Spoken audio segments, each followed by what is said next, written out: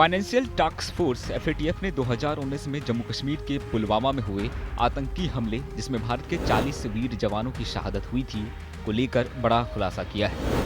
FATF ने अपनी report में दावा किया है कि पुलवामा हमले में जो विस्फोटक का इस्तेमाल किया गया था, वो e commerce platform Amazon EPOM के माध्यम से खरीदा गया था।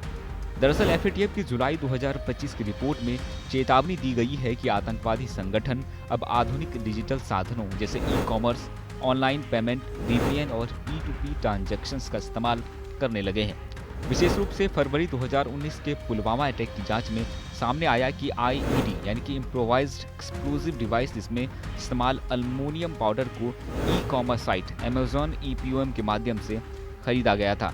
आपको याद होगा कि 14 फरवरी 2019 को जम्मू कश्मीर हाईवे पर CRPF के काफिले पर आत्मघाती हमला हुआ था, जिसमें 40 जवान शहीद हुए थे।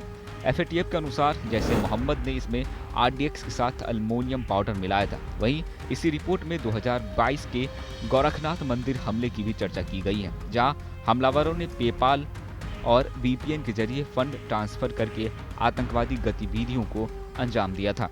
रिपोर्ट में यह भी कहा गया है कि आतंकवादी ने चुपके चुपके माल मंगवाने, P2P भुगतान और भ्रष्ट व्यापार आधारित धन शोधन के जरिए फंडिंग और सामग्री पहुंचाई थी।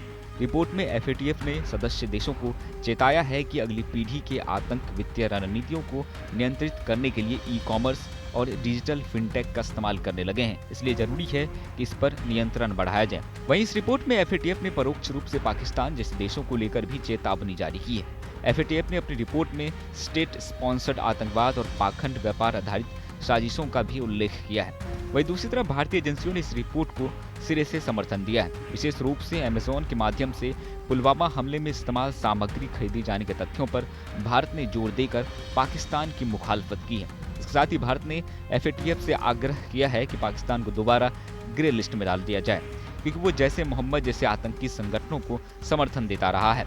वहीं आपको याद होगा कि हाल ही में जब जम्मू कश्मीर के पहलगाम में आतंकी हमला हुआ था और पाकिस्तान समर्थित आतंकियों ने 26 बेगुनाह टूरिस्टों की हत्या की थी, तो भारत ने जवाबी कार्रवाई करते हुए ऑपरेशन सिंदूर के जरिए पाकिस्तान अधिकृत कश्मीर और पंजाब प्रांत के कई ठिकानों पर हमले किए थे। इस दौरान जब भारत और पाकिस्तान के बीच जंग हो रहा था, तो अंतर्राष्ट्रीय मॉनेटरिंग फंड यानी कि IMF ने पाकिस्तान को लगभग $1 बिलियन का लोन दिया था। अब एफएटीएफ की इस रिपोर्ट के बाहर आने के बाद IMF जैसी संस्था पर भी सवाल खड़े होने लगे हैं कि क्या इन अंतर्राष्ट्रीय संस्थाओं को ये नजर नहीं आता कि पाकिस्तान आतंकियों को पनाह और पोषित कर न सिर्फ भारत बल्कि पूरी दुनिया के लिए खतरा बना हुआ है। एफएटीएफ की इस रिपोर्ट के प्रकाशित होने के बाद ये साफ संकेत मिल रहा है कि आतंकवादियों ने डिजिटल प्लेटफॉर्म को अब एक नया हथियार बना लिया है और समय की मांग है कि फिनटेक और ई कॉमर्स के नियमों में कड़े कदम उठाए जाए, ताकि हमारी सुरक्षा सुनिश्चित किया जा सके। खैर, इस पर आपकी क्या राय है, हमें कमेंट में जरूर बताएं।